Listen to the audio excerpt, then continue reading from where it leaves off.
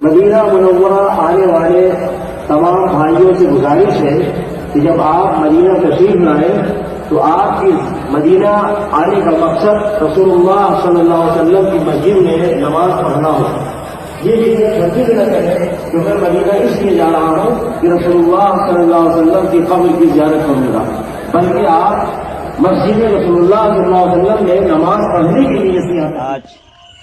ایک قبرستان میں کی زیارت کرنے کے لیے آیا ہوں۔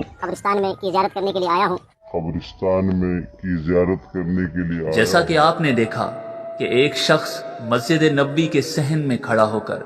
لاؤڈ اسپیکر میں کہہ رہا ہے کہ مدینہ آنے والے حضرات نبی صلی اللہ علیہ وآلہ وسلم کی مسجد میں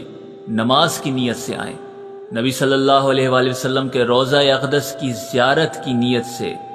ہرگز نہ آئیں۔ حالانکہ یہ شخص خود اپنے والدین کی قبر پر زیارت کی نیت سے جاتا ہے۔ مجھے صرف اتنا بتائیں کہ دنیا میں ایسا کون مسلمان ہوگا کہ جس کے دل میں روضہ رسول صلی اللہ علیہ وآلہ وسلم کی زیارت کی تڑپ نہ ہو۔ اب یہ شخص صحیح کہہ رہا ہے یا نہیں، یہ آپ نبی کریم صلی اللہ علیہ وآلہ وسلم کا امتی ہونے کے ناطے خود فیصلہ کیجیے۔